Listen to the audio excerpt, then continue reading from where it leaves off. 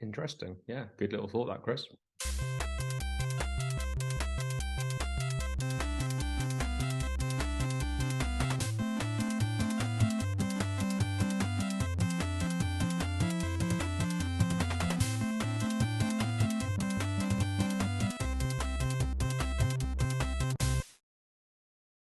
Welcome to Thinking Deeply About Primary Education, the podcast that makes time and space to think about pedagogy, teaching and learning, professional development, anything of interest to time-poor but enthusiasm-rich primary teachers. This week, I'm joined by Christopher Such. Hello again. And Neil Almond. Hello. And this week, we're going to focus on the privileged position that story enjoys inside the human mind. But first, Chris, what you reading for?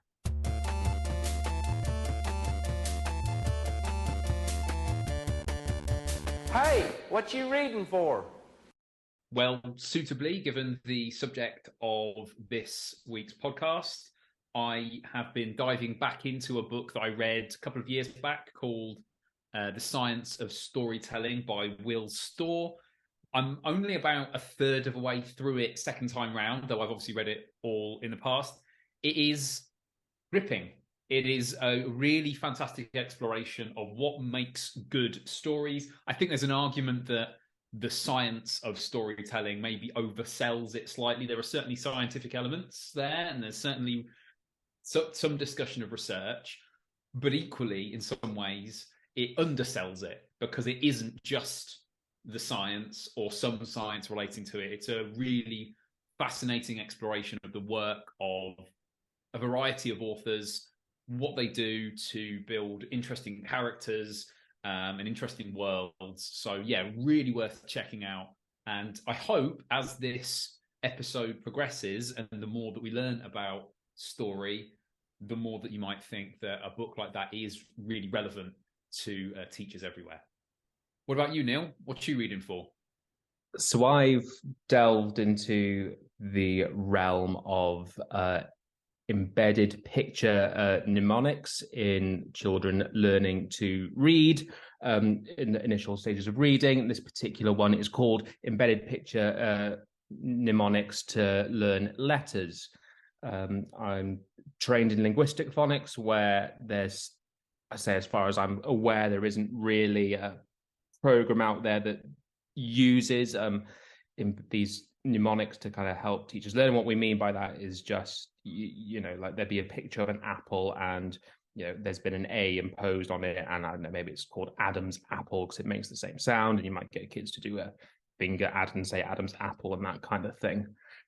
Because they're seeing what research there does seem to suggest that, you know, there might be some benefit in, you know, the initial learning of this to use those as a way to kind of hook children's knowledge of letters and the sounds together. So kind of gone against my own biases, perhaps. If someone had said to me, you know, 2 or 3 days ago, should we use picture mnemonics? I probably would have said, I don't really think so. And now I'm having to potentially change my mind about that, which is always a healthy, good thing to do, I think, if you really want to be research informed and not bogged down in dogma. One of the interesting thing about picture mnemonics for the learning of letters is that some of the listeners who are perhaps in their 30s will be familiar with these from their own teaching of phonics, things like Letterland with Hairy Hat Man and Clever Cat. These are effectively both examples of picture mnemonics, but also examples I like to use when people say, oh, well, I never learned phonics. It's like, well, actually, you were learning the connections between letters and sounds. But it's interesting that Letterland, very old though it is, probably unsystematic though it might be as a phonics program, did have these embedded picture mnemonics, and crucially embedded that stuff within stories. There was stories about Clever Cat and Hairy Hat Man. So perhaps some of the value behind these embedded mnemonics is the ability to then, in some cases, to embed this stuff within story, perhaps. What about you, Kieran? What are you reading for before you rudely interrupted me? No one would have known that I'd interrupted you had you not made reference to it. But I've been reading a blog by Nick Hart, who is organising Research Aid Berkshire, coming up, I think, next month. And it asks a lot of really good questions about where we should place our teachers, and I think a lot of head teachers and senior leaders will be thinking about next year. Certainly for me, once the Six Nations is over, we start to transition into the next academic year pretty quickly, and I think it asks a lot of really good questions about where should our expertise be, where should different people with different strengths be placed, because my understanding of the typical model is that it requires a bit of work, and so I like to see Nick asking those questions. Just related to that one, I haven't read the article, but I've seen it on Twitter that Alex Quigley did for TES, where he kind of mentions that teachers should, stay with their class for a couple of years, and that actually produces some pretty decent benefits in terms of attainment, which is, something that I think we've said on Tadape. If we've given the choice of the system, I think we'd all do something similar. So yeah, quite an interesting time that those two things have come out at roughly the same time. So this week, we're going to explore story and the privileged position that it has within our minds. Now, a lot of pressure because I'm used to, at the moment, coasting and letting you guys do all the answering. But I'm going to hand over to you, Neil, and I'm going to try and field some of this because I've done quite a bit of reading about story. Whether or not that's a consensus view, as always, that's the risk you take when you ask me a question, but we'll see how it goes. Yeah, there's no pressure, Kieran, but I think one of our early interactions was when you and Lloyd were working on the story project together. So I think it makes sense that you're in a bit of the hot seat. So I think the last kind of 3 or 4 years, we've kind of all heard that, stories are psychologically privileged. Dan Willingham says that, they're particularly sticky. David Didau says that they hold a privileged position. But what does that actually mean when we say that, when we hear that about story? I mean, right off the bat, I think we're not necessarily talking about full-blown stories in every instance, full-blown, like start to finish narratives. But I think what we're talking about is the idea that humans seem to remember information that's presented within a narrative structure more readily than they will isolated facts, which I think makes sense because all the stuff we know about schema development, the idea that we take the very edge of our understanding and we push a little bit further, we connect things that we know. I think when we say a story is particularly sticky, it's the idea that when we present information in that way, there's a higher likelihood that we're going to make both sense of it and also retain it for a little bit longer. Now, because I'm thinking about things like, me and Lloyd did a lot of reading on evolutionary biology, and I don't know if we went too far down the rabbit hole, because a lot of this stuff, I think, if you look at the cognitive psychology and the sort of research into education and learning in general, I think you probably get to the position where you could probably make inferences about this stuff. But we looked right back at there's a book called Language and Species from about 1992, and it was essentially looking for archaeological evidence of the development of the human mind and the development of language in particular.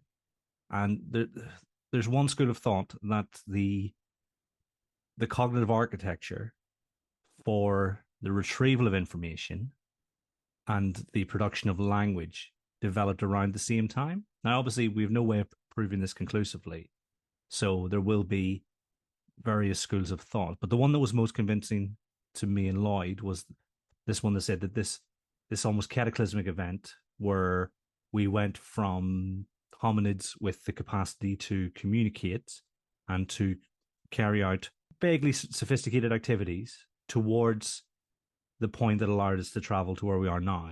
I think this cataclysmic event in the development of humans happened around the same time. And so I always talk about how the distinguishing feature between the great apes and humans is that the great apes don't have the power to voluntarily retrieve information. So they can be trained with, thousands and thousands of hours of training to respond to cues. But a gorilla, for instance, couldn't actively retrieve information from its long-term memory. And so the ability to do that and the ability to generate sounds that were communicable developed at the same time. And so it's the idea, we think about reading not being biologically primary, but speaking being biologically primary. Both those systems have had roughly the same amount of time to develop. And so they are almost a part of us and our architecture, and they have developed in tandem with each other. And so if we're thinking about the sort of, the best model we have at the moment is the model of long-term memory. Whatever's happening there under the hood is happening with our ability to communicate with each other and to describe the world in which we exist. Because no two people see the same thing when they look at the world. And the example I give is about eyewitness testimony not being reliable, because your brain can convince you that you've seen things that you haven't. And so really what we're doing is we're interpreting what our eyes see, and our brain is making a sort of manageable picture for us. And so everything could be described perhaps as a story or as a representation in some respect.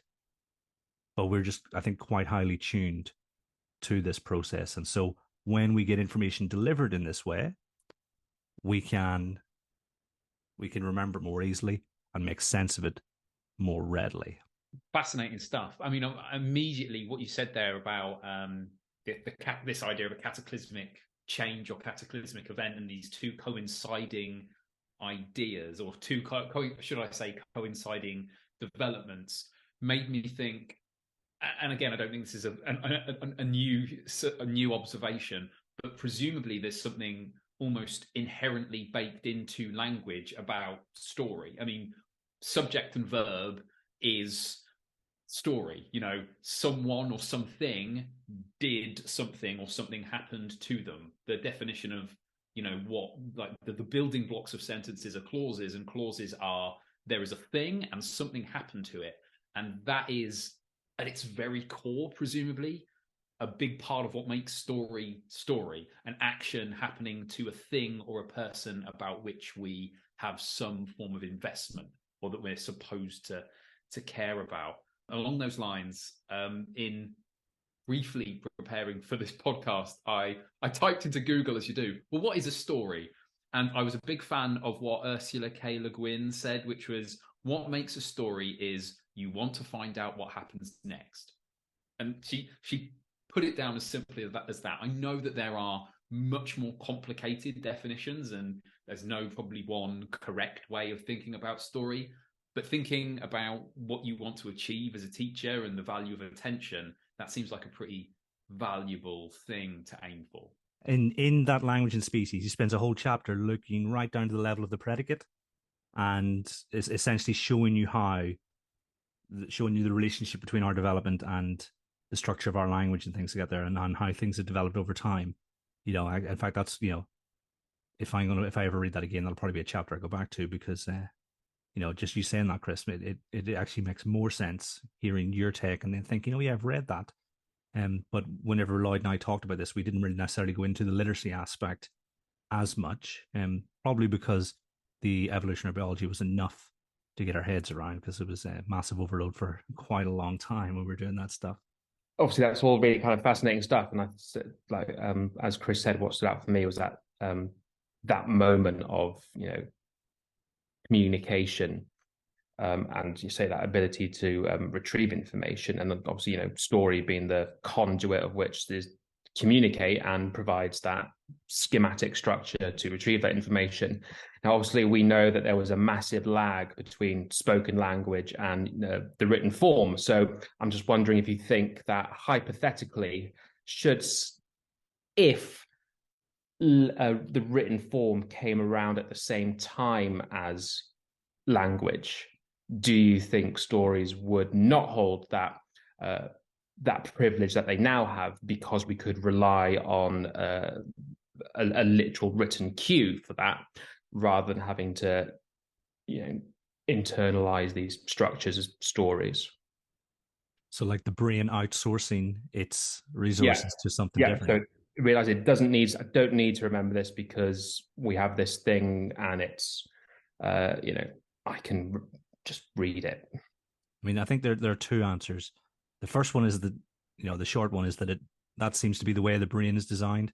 If we can outsource stuff, then we'll take the path of least resistance, which is why habit formation is so difficult and why it's so difficult to actually exercise and eat healthily, because it takes a lot of work. And, like Peps always says, we're going to go for that biscuit every time, aren't we?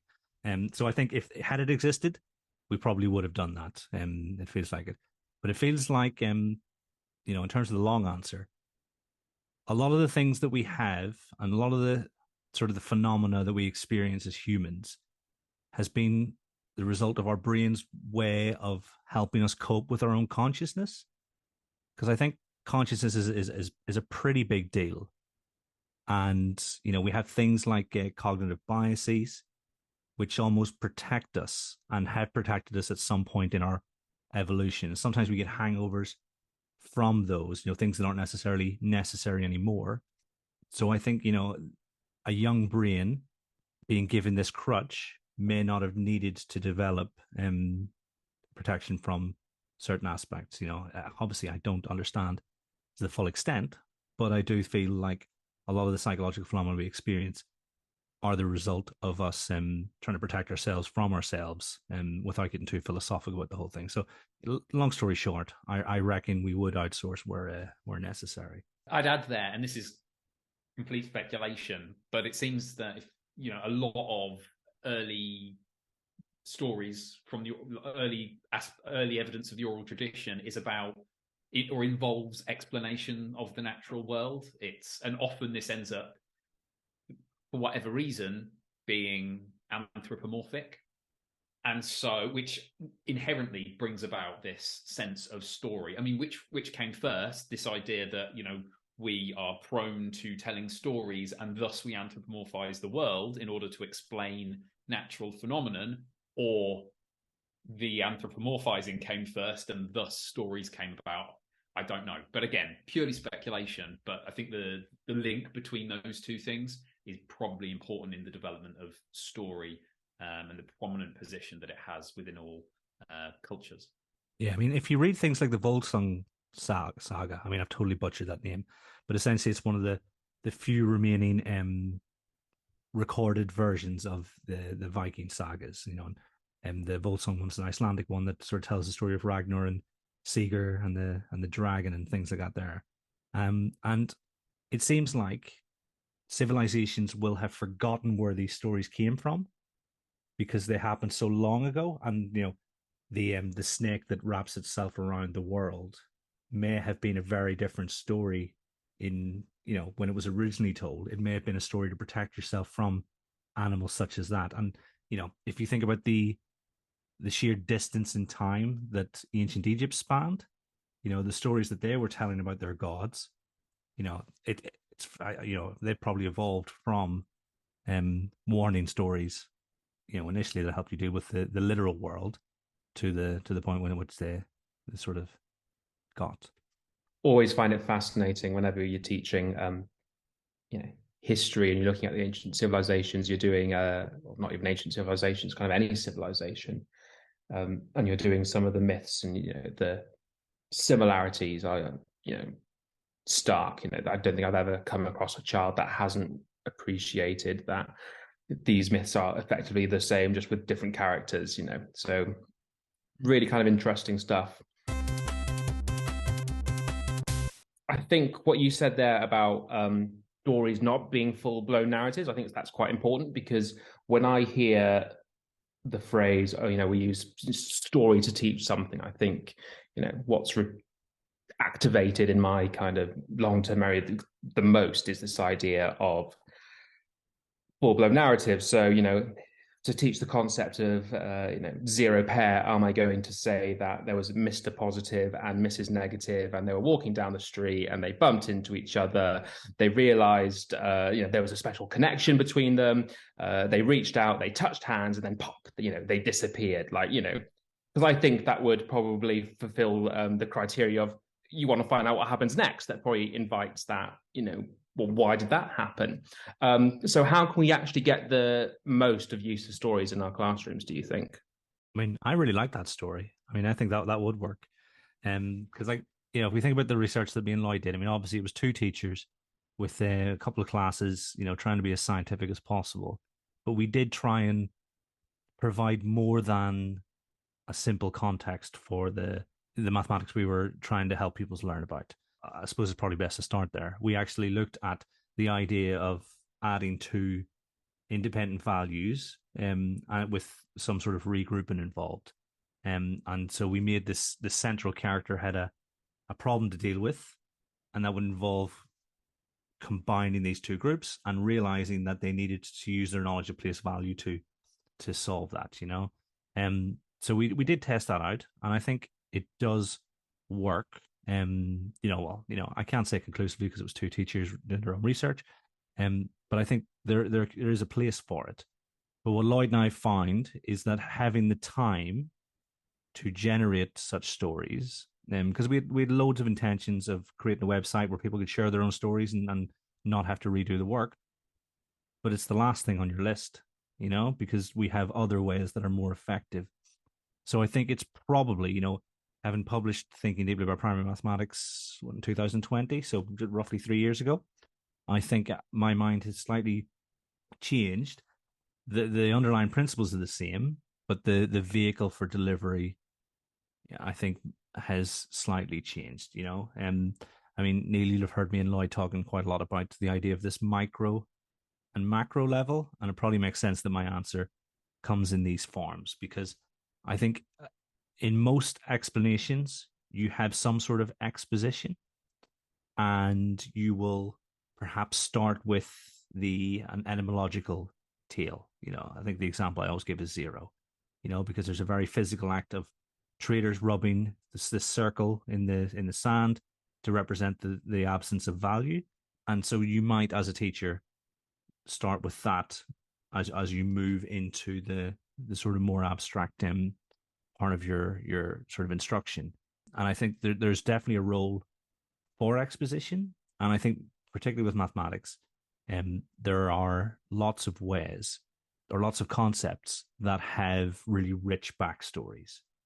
For instance, the multiplication symbol is St. Andrew's cross, and St. Andrew is reportedly the disciple who brought Jesus the loaves and fish when they were multiplied. And so obviously chosen by a 15th, 16th century cleric as the symbol, but it has a really nice story behind it.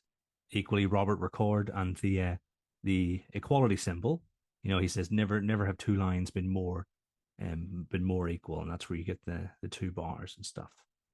So like all these ideas, they have rich stories behind them. So on a macro level, and we called it macro because you're experiencing it at full size. You're in the classroom, you're the one telling this bit of exposition.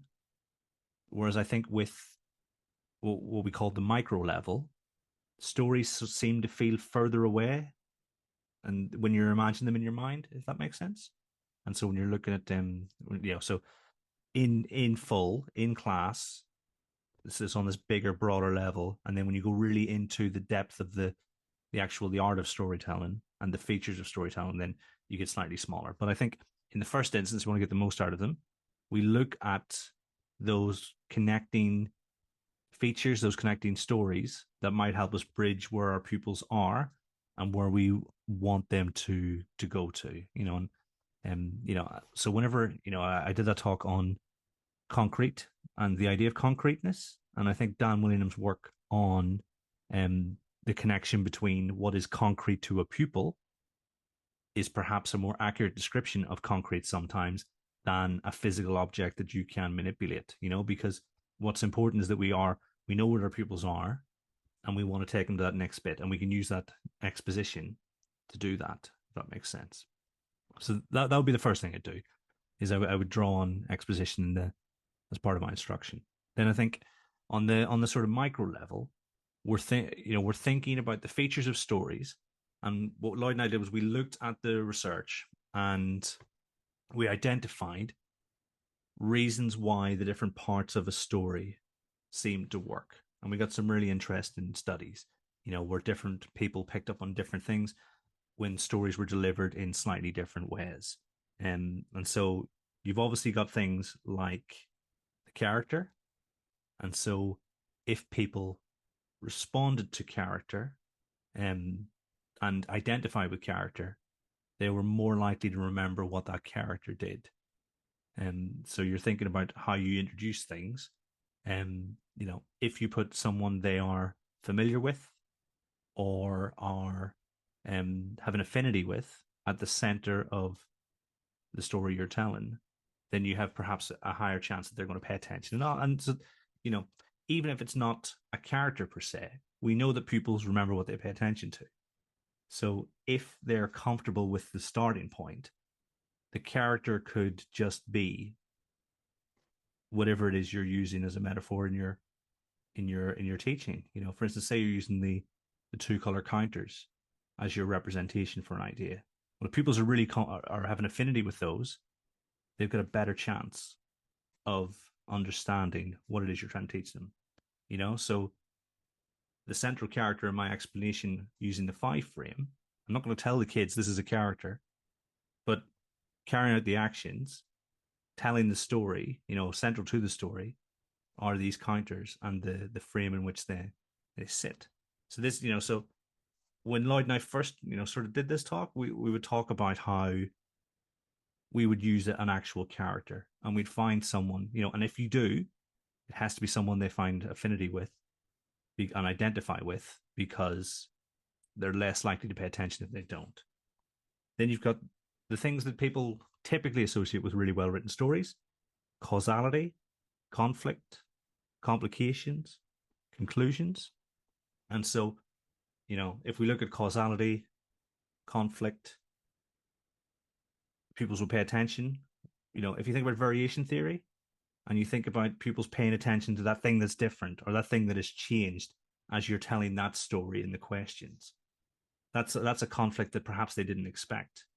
But at the same time, we want to feel like we knew what was happening all along, which is why we're susceptible to things about conspiracy theories, because we want to explain, what we want to fully understand and be able to explain the world around us. So at some point, we will have to make the pupils feel as if they knew what was coming. And perhaps that's just them being really secure in this new idea. And like Elliot talks about pushing the boundaries of what it is the examples account for, the birdie bird, is this a bird? Is this a bird? This isn't a bird. Okay, so what a bird is. Well, I knew they were all birds initially, but during that process, there's a conflict between, your internal monologue and yourself. You're thinking, okay, perhaps I didn't understand, but eventually you want them to be pretty secure, which I think makes sense. I called it the Billy Crystal effect, because Billy Crystal's best movies, the characters end up where they're supposed to end up by the end, even though it doesn't look likely. You've got those complications within the story, but things work out the way they should. So it's probably about finding a balance in that instance, but it's thinking about how we can use the things that pull us into broader narratives and make them a feature of our teaching. And rather than explaining this new way to do things, it's only adding further explanation to the things that we do and the things that sort of research has shown us might be beneficial to do. Because I've drawn on quite a few things that are reasonably common knowledge, but are almost given a different lens for why they might be beneficial to us, and some of this stuff, I've thought quite a lot about, and some of it I've been trying to reframe in my own mind, because on a very basic level, we did try and include all of those things in our contextual explanations to pupils when we were looking at the stickiness of stories and in terms of actual narratives. And so we would test out this is our character, this is what he's up to, this is the basic premise of the mathematics. Oh, here's a complication, for instance, regrouping. That's something you have to deal with. Well, what do I do in that situation?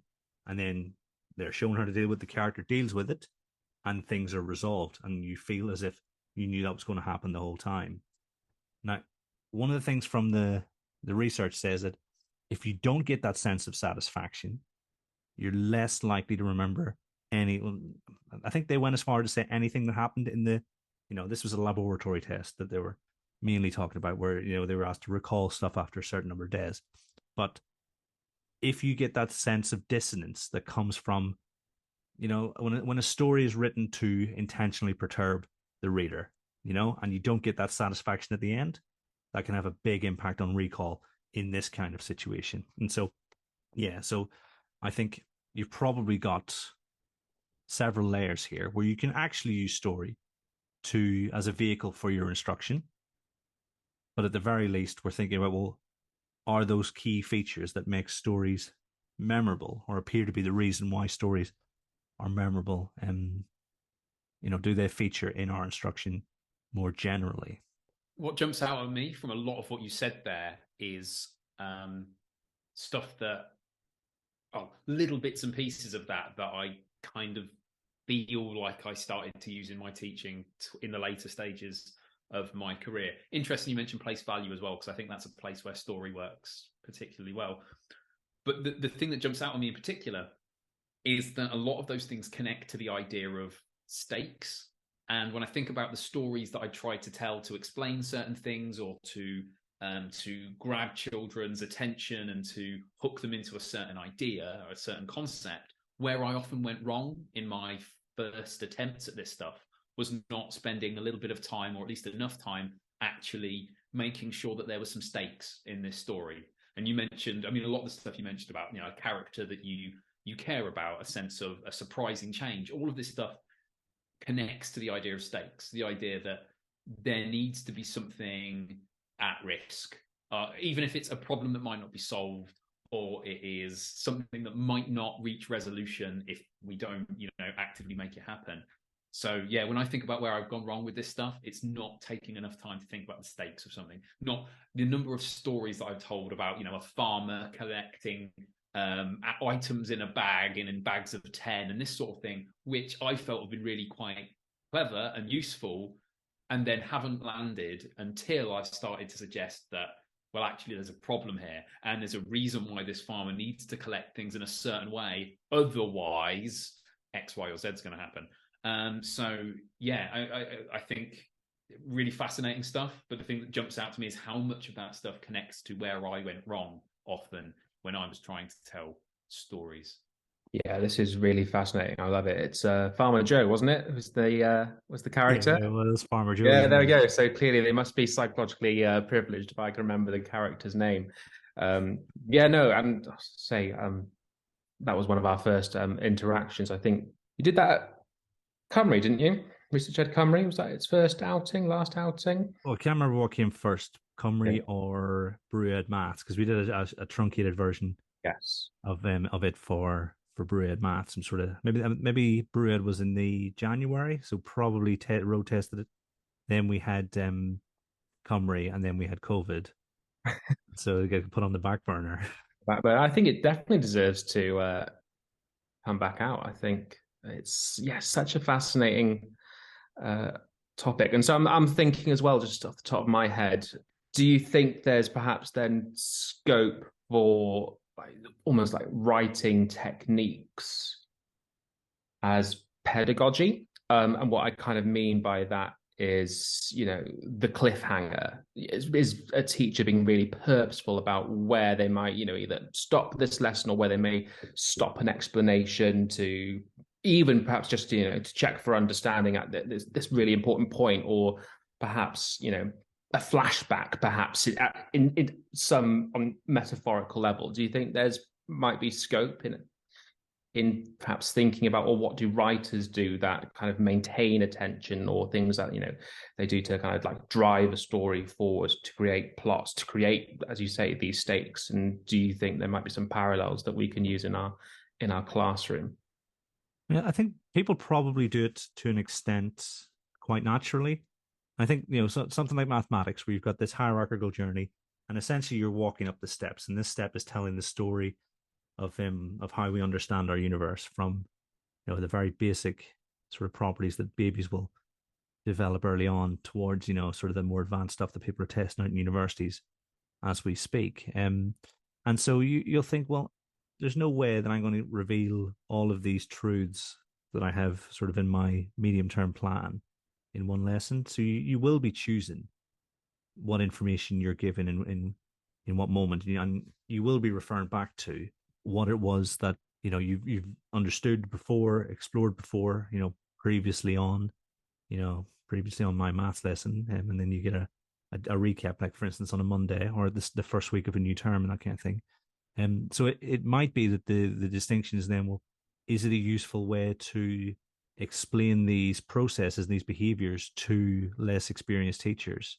Many of our pupils, it'll be towards the end of their primary experience where they get a hold of these sort of rhetorical devices, and so using those that phrasing with them, perhaps might have fewer gains than with a more expert audience, if that makes sense. But I think yeah, it's worth thinking about it.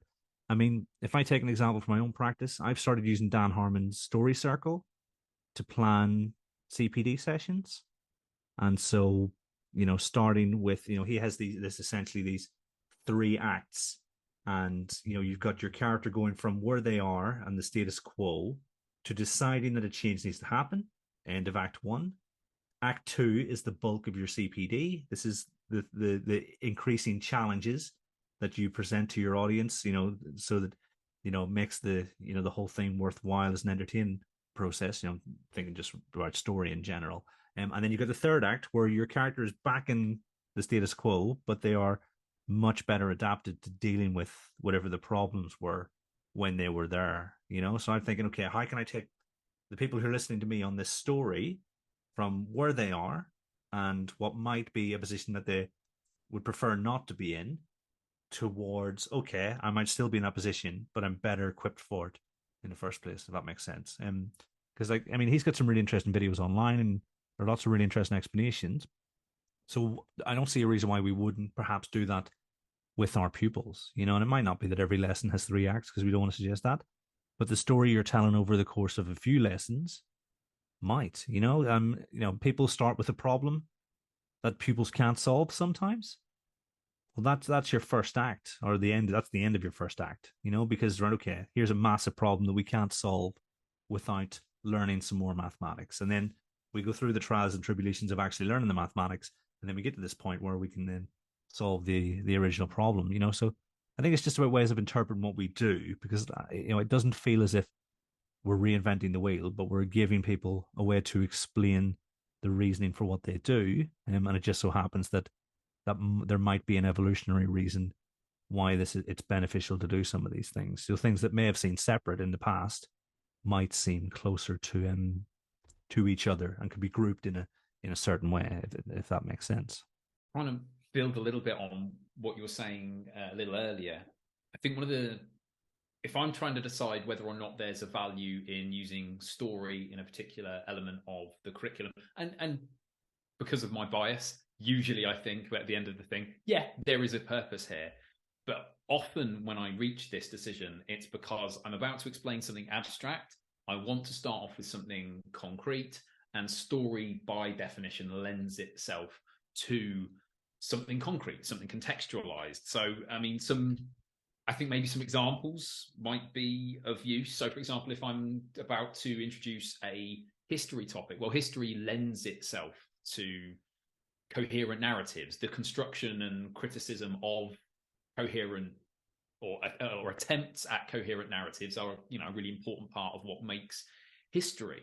If I'm talking about, geography, whereas geography might not necessarily have this natural sense of chronology that a history lesson or a history topic might, I'm still, if I'm about to talk about the gradual urbanization of an area, then it makes sense for me to start with a specific area and talk about, as it were, the story of Peterborough or the story of Rio de Janeiro or whatever it might be, in order to then talk about something more abstract. And ditto with science. If I'm about to talk about microorganisms, and I think that's quite a tricky thing for kids to wrap their head around, well, being able to introduce the story of Louis Pasteur and his discoveries is a pretty useful thing to do. Or if it's radioactivity, talking about Marie Curie and her life story and the fact that her diaries are still kept in protective containers because they remain radioactive. There's not just a kind of a motivational thing here. As Kieran has said repeatedly, there seems to be something cognitively prioritized about these things. But even if we didn't have that evidence, the idea of being able to say, well, I'm going to be talking about something abstract, it helps to start with something concrete. Well, as soon as we're talking about something concrete, it does tend to lend itself to stories. I think maybe one more example. I think the best art units that I've undertaken, and usually have been planned by someone far more expert than me, often have this sense of story within them, even if it's, the discussion of the development of Picasso's work through his 9 weeks or whatever it was with Gauguin, or whether it's the development of Impressionism, whatever it might be. Connecting this stuff to something concrete and tangible is so useful. And as you suggested, story is just such a lovely way to introduce that concrete thing before we move to the abstract. Yeah, I don't think there's been a single science lesson where we've not told the story of a water molecule as it goes through the the water cycle. It's and if kids are literally imagining a little molecule with a face, and he gets really angry as he heats up, and then he feels a little bit better as he cools down, and then no problem at all, crack on, because as long as you hit those kind of pinch points, I think it's absolutely one of those nice ones that lends itself quite nicely to telling that story of what happens to this little water molecule over the course of that cycle. We joked about Tim Marshall having seemingly hundreds of books published over the last couple of years about geography. But if you were teaching geography and you took one of his stories and trimmed it back and then added more of the technical or disciplinary detail that you wanted pupils to learn, I think that'd be the perfect vehicle, because I understand so much more about the world because he told it as this story about how countries and their behavior have been shaped by the geography, the physical geography, the geopolitical situation via physical features. Now, some of these physical features I'd never heard of before and didn't realize they were a thing, but I did understand political tensions in certain regions of the world. And so for me, I was able to learn more about physical geography because of his storytelling. So, I think it's a really good example of when you can take novel ideas, or certainly ideas that were novel to the reader, and providing a vehicle through which you can understand them better. And so we could choose whatever it might be that we want. And if we choose areas that are defined by the existence of these features, I know Shannon should have been here because she's big into the rocks, isn't she? So she could give me, sort of geological examples of when this might be the case. But I have no doubt that, there will be parts of the British Isles that will be shaped by the geographical features. One that might be worth getting in is the White Cliffs of Dover. They're like tiny skeletons, aren't they? I think they are made of the skeletons of really ancient creatures. That's what that chalk is. And so, how fascinated would children be if you could bring that into their sort of learning experience?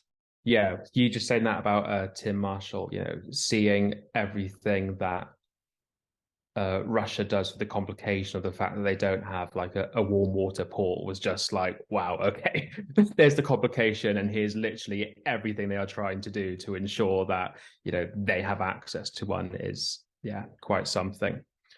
We talked a bit, like, obviously as a story as a kind of a pedagogical vehicle, but just in terms of enjoying a story that isn't linked pedagogically.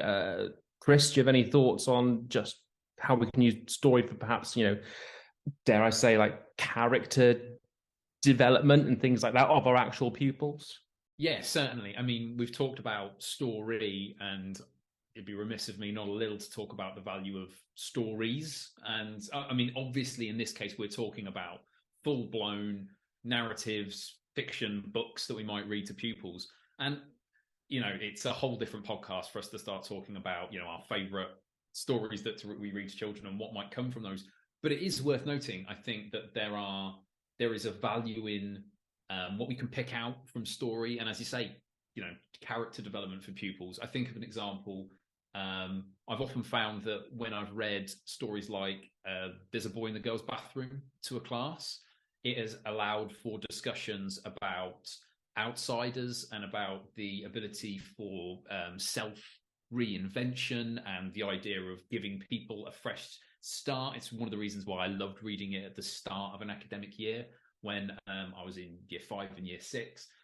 I think story is wonderful for that. It can be as well as we talked about how it can allow us to talk about abstract things, I think it can also provide an emotional distance from topics, like an appropriate distance to be able to talk about things that are relevant to our pupils, to their lives, as well as broadening their horizons, of course, but to being able to talk about things that are relevant to their lives in a way that is meaningful, but isn't necessarily quite so immediately about them or immediately personal. It gives us a proxy through which to support their development, I think, which is one of the reasons I absolutely love reading stories to pupils, as well as, of course, just the joy of doing so. If I may, very briefly, I'd like to touch upon something that Kieran mentioned earlier as well, because I hadn't thought of it in this way until a moment ago, but he mentioned professional development and his use of Dan Harmon's story circle as a means to constructing professional development. And while I've not thought about this subject to anywhere near that depth or used Dan Harmon's story circle for that purpose, it's worth noting how many of my professional developments end with the full story and then an explanation of everything that's come before, or halfway through saying the story so far. I assume that isn't some form of accident. Or equally, I mean, I know that I spent a long time when it comes to thinking about my professional development with how do I begin with a problem? How do I start off by saying to teachers, this is a shared problem that we have. Let's talk about how we solve this problem together. And increasingly, just thinking about what Kieran said there, actually, there's a stage before that, which is, well, if I'm going to say that there's this shared problem that we have, how do I get there? Or how did we get to this point? What is it that's led us to this problem existing that doesn't necessarily, problematize the practice that we've had before? Telling a story that says, look, there's a reason why we've got this problem, and it isn't because we're terrible people or terrible teachers. It's because of X, Y, and Z. I think there's value to story in being able to introduce the problems around that are, a great way to introduce professional development, I think, at least. And then Chris leaves it on a cliffhanger and says, you need to book me again to come in like 2 weeks later on down the line to hear the end of that story. It's a good idea to make sure you get a bit of return investment there, Chris. I'm all about the dollar. Yeah. Chris, then yeah, absolutely. That's what he is all about. Yeah, really kind of interesting. I know, for example, at Angel O, which is a school in STEP, at one point, the behavior policy was literally Aesop's fables, and all kind of that idea around like what it means to behave well, what it means to be a good person, was literally just, we're going to use Aesop's fables as a conduit to kind of teach these children what it means to be polite, respectful. And I thought that's quite a nice way of framing it, rather than just as a list of don't do this, or that positive spin, kind hands, kind feet, and all of that kind of thing. I think throwing it as using those stories as an anchor for which this is why we do it, was quite a powerful idea. So definitely need to find that policy and see what it says, because I know that it was all linked together quite nicely. It's of course no coincidence then that if you think about what most happens in most assemblies, what are we doing? We're usually using stories in some form. If we're talking about a faith-based school or a Christian school in some form, we're likely to be talking about parables or other stories from the New Testament. Or if it is not a Christian school, we might be talking about stories that have some kind of moral within them. Aesop's fables being a great example. But yeah, there's a reason why we go to that stuff. It gets right at this sense of ethics quite easily, in a way that perhaps just admonishment and praise alone do not. In my first school, we had it mapped out for collective worship. So every year you knew the journey the pupils were going on, and obviously when you're there like 6-7 years, the teachers are sort of going, oh, not this story again. But obviously the pupils really, really loved it and really learned lots from it. Like you say, it wasn't necessarily a faith school, so it was a mixture of parables and fables and sort of cautionary tales and things that gave the pupils an example of how to live their lives. And obviously, it probably goes without saying, bereavement is one that benefits really from stories, particularly with young children, because that's not a concept that most adults have got their head around. Never mind, infants. So but I think every school will have their go-to story, won't they? That they choose. If I may, just a chance to plug an absolutely glorious little book called Badger's Parting Gifts, which is I find moving as an adult. It is beautiful, and I know has meant a lot to children who have experienced some obviously relatively tragic events in their lives. So worth having it. There are other books, no doubt, but that one is certainly worth having in your school. I remember having, just when you said cautionary tales, just sparks memory of having my granddad's copy of classic to go cautionary tales for children, where all kinds of weird and wonderful things happened. Like, a child was always eating string. He was told that if you don't eat something else apart from string, like, you're gonna die. And he's like, yeah, whatever. He carried on eating string, and then he literally died. And all sorts of weird other definitely not politically correct for this climate. I think like German folklore tales almost. It's a very it was a very weird book and of its time. But yeah, I felt like you definitely wouldn't mess around having listened to a few of those stories. That's for sure. Isn't the German Santa Claus story about Krampus, and it's basically a cautionary tale rather than the story that we have about this guy who goes around giving gifts to kids who are good. The Krampus takes the kids who aren't so good. Yeah. And that's Christmas in Bavaria. Certainly is. Stories are psychologically privileged, which is really nice. Straight away, I'm thinking, well, the problem we have here is that if our stories aren't accurate, then children are probably likely to remember misconceptions far easily. Sorry, they're most likely to remember, misconceptions far more than the truth. So what other pitfalls should we try to avoid when we're utilizing story in our classrooms? Nice. I mean, that's a really good one, because we know how difficult it is to overwrite misconceptions.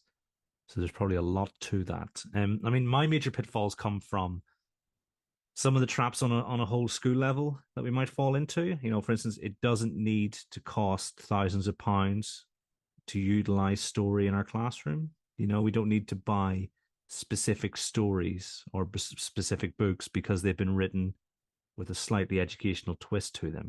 Obviously there's very good reasons for spending thousands of pounds on books generally, but the desire to use narrative structure as part of your pedagogical arsenal isn't one, because there will be instances where stories are used in place of strategies that we know have quite high efficacy in the classroom. So the baby gets thrown out with the bathwater, and story becomes the only vehicle for our instruction. And sometimes because so often when you say a story, that's what comes to mind. I'm going to use this story about this subject as my teaching tool, and I don't think that's what we mean. I think it's about supplementing what we do with what we know about the ways in which stories can affect us in the classroom. And hopefully that's what I'm trying to convey in my answer to the second question, is giving here the ways this might connect with what we do and what we know is effective, or is, I think, what's the new phrase? A good bet, because it was best bets for a bit, and now it's a good bet. And so, what we reckon is a good bet in the classroom, and we don't replace it with what becomes a slightly groovy, to use the parlance, groovy solution to a problem that no one posed. So we do everything through story, and then we actually end up doing nothing but disadvantaging our already those children who are already disadvantaged. So those would be my two big pitfalls. Don't spend an absolute fortune on stories that you don't need, and don't spend time on practices that are less likely to support pupils in actually learning. So I think there's a distinction. If I get one thing across, it's the distinction between using stories as the only pedagogical tool, and using what we know about story to supplement our pedagogical tools that already exist. Yeah, great advice. Again, and something that I wish I had listened to a little bit more in at points in my career. Like, is story useful for this thing? I mean, it's easy to lose sight of the purpose of what it is you're trying to achieve, particularly if you've got this nice little story that you've thought up to explain a thing, and then you realize it doesn't explain the thing quite as well as you hoped it would, but you like the story, so you still use it. And that's, something to avoid, not losing sight of the purpose and ending up, and equally squeezing stories in to explain things where it doesn't necessarily quite work. I think it would be remiss of me not to mention, because I talked about history and geography and other areas of the academic curriculum, I think it would be remiss of me not to mention how that can go wrong in certain cases, particularly with history, where we end up attempting to tell what feels like a single coherent narrative. There is an extent to which, for example, it's worth joining together British history and saying, look, there is a flow to this, there is a sense of continuity. But if that becomes, this is the story of Britain, say, then we're probably getting ourselves into trouble. Equally, if we're talking about geography and we're talking about, say, as I mentioned, counter-urbanization or urbanization or whatever it might be, if we focus on one place as an introduction, we can end up with a limited view of what that concept is if we don't then expand beyond that and say, well, this story is this is what happened perhaps in one place, or this is one way of looking at what happened in this place, but it's more complicated than that, or there are more facets to it than this. So yeah, trying to avoid the idea of a single story, particularly in areas like history and geography, is something to keep an eye out for, I'd say. Yeah, I think, especially everything that's going on with Black Lives Matter and all of that stuff. It's quite easy to take the Western viewpoint. I remember there was an advert. I can't really remember what it was advertising, but it looked like someone was stealing an old lady's bag. But actually, when they flipped the perspective of it, actually something was falling that you couldn't see in the first instance. So this person was rushing towards this old lady and like trying to look like taking a bag, but actually just trying to wrestle her out of the way. And obviously that advert has always kind of really stuck with me in terms of that, how important it is to flip that perspective, and making sure that both sides of that coin are given the opportunity at least to kind of experience both sides. I think that's really important, particularly where children seem to very quickly get this idea that all of Africa is a particularly poor continent and things like that, and that's clearly not the case. I just think for me, because I say part of the reason why I wanted to do have this conversation was because I just thought, when they're saying this, surely they don't want me to spend my time thinking about full-on narratives for every minute objective that I need to teach. And so clearly, I didn't think that's what you meant, and obviously I'm glad it's not what you meant. But as I say, perhaps it is just me, but whenever I hear, oh yeah, we teach something through story, the first thing that my mind goes to is these full-on narratives, and it's clearly so much more than that. I was able to find the book, my granddad's book on Gutenberg. Yeah, I just saw that. It has great titles like George, who played with a dangerous toy and suffered a catastrophe of considerable dimensions. So once you've read that story, it's not going to go well for you. And then it ends with Charles Augustus Fortescue, who always did what was right and so accumulated an immense fortune. And when you want to do stuff from this author, like it a lot. Yeah, you want to do what Charles. I mean, it sounds like a Tory MP, doesn't it? I mean, it probably is the kind of thing that Jacob Rees-Mogg was brought up upon. Charles Augustus Fortescue. But yeah, it's in the chat, so definitely worth. Yeah. Wouldn't recommend using it in the classroom, but a bit of fun. Yeah, just use it with your own kids. Yeah, just scared of Yeah, out your own absolutely. kids, yeah. I was just thinking as well, Kieran, what you said about how the idea for the project was to create a website for all these stories, and I'm just thinking, oh, if only you were, part of an organization that, had objectives, mapped out in a sequential way where, you can add pedagogical notes. And so, you could go in and offer story or different, possible stories for which to teach these things. But, we'll have to wait a little bit longer for that, I think. I think so. I mean, am I right in thinking you've started adding storybooks to the science curriculum? Is that right? Yeah, where appropriate, if I can see a book about that links. So whether that be, I can't remember the names of the series. What's the people who really Great good Lives, like Yeah, Catherine great. Johnson, etc. Yeah. So like the Great Lives. So all the scientists that are in there, there's a link to their stories there. So the Charles Darwin one, the Marie Curie one, the Mary Anning one. There's a lovely book to teach about natural selection, the Moths book, which is basically it's for year 3, I think, but I think that's what it's targeted for. But obviously, we don't teach evolution until year 6, but it's in there just because that the story of the moths is and the Industrial Revolution, and how there were some white moths and some dark moths, and the population changes after the Industrial Revolution, and the all the smog that was pumped into the countryside. It's an easy one. It's an easy hook. So yeah, coming soon to a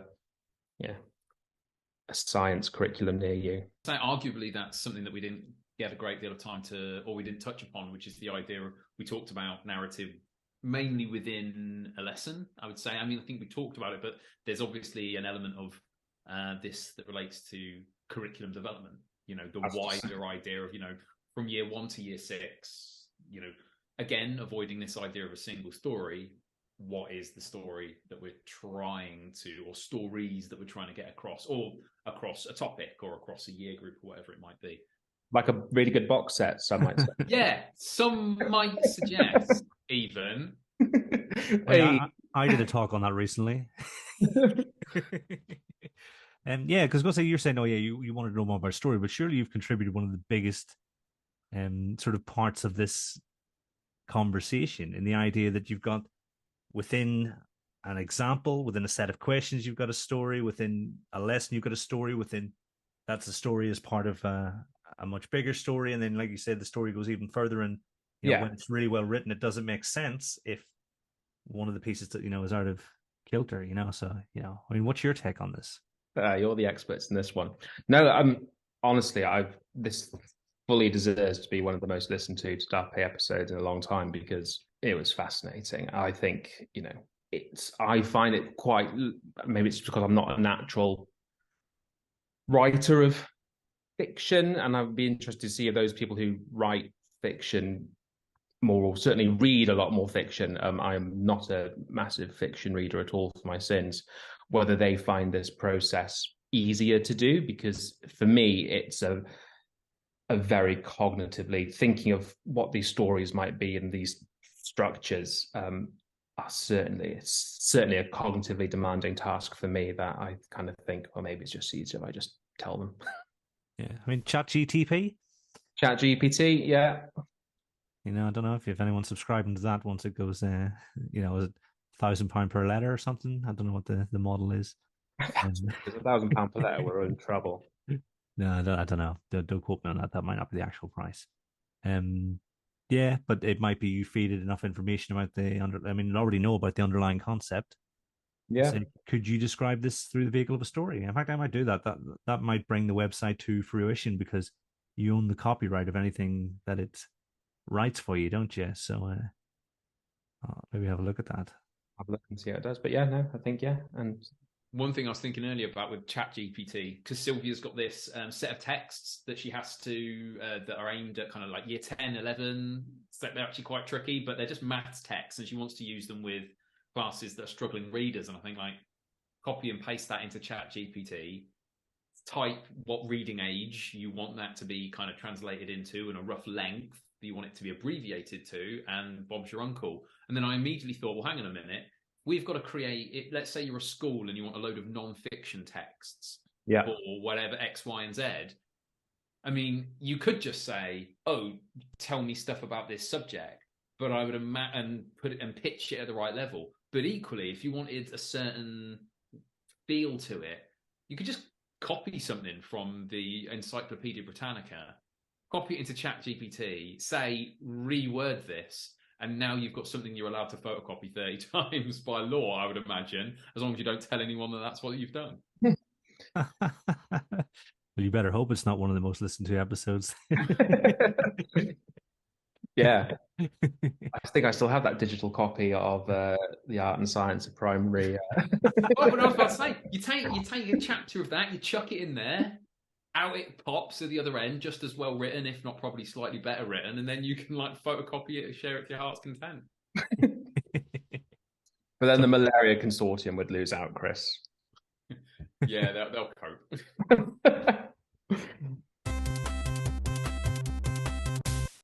So, Neil, I mean, you wanted to know more about this. Do you feel more equipped as a result of the conversation? I suppose that'll be a marker of at least a modicum of success of this conversation.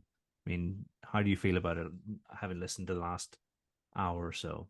Yeah, no, I feel reinvigorated. And, I'm teaching year 6 on Friday for the whole day, pretty much. So I'm going to definitely use a bit of tomorrow to think about, well, how can I reframe, if appropriate, some ideas and frame it around a story. I'd be really interested, and I don't know if it would work, or how it would work, but thinking of like Christopher Brooker's like basic plots. I'm wondering if there's kind of any link to there that you could kind of think about, well, it's the story that I'm telling through Cuisenaire rods. Is it like a rags to riches? But that's just me thinking out loud right now. That it sounds like a lot of cognitive work, but probably not too much winning, not too much to gain from that. But I'll have a little think. But yeah, I think it's such an interesting subject, and I honestly think this could be a mini series in itself into DAPE of your favorite stories, like your most powerful stories, and kind of just taking some and pulling them apart and thinking about why they work, how have you organized the structure of this to bring out whatever it is you want to bring out. So thank you so much for your time, gentlemen. No, not at all. I mean, I think that it's definitely one to talk about over dinner or something like that there, because Dan Harmon's story circle is just the hero faces a problem. I don't know how that's described in the book, but that's a story everybody knows. It's not a revenge tale.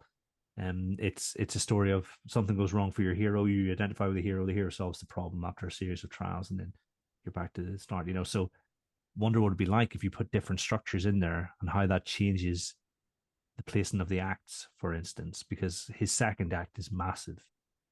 Of his 8 points, it's 4. Yeah, another one for ChatGPT. I want you to tell me, how are you going to write a story about adding 3-digit numbers using the structural features of rags to riches, or defeating the monster. Yeah, we'll see. I mean, version 5 or 6 might be able to cope with that. Also, to do say thank you very much for joining me. Thank you very much, Neil. Thank you so much, gentlemen. And thank you for hosting so eloquently. And thank you, Chris. Thanks again for having me. And everyone at home, until next time, thanks for listening.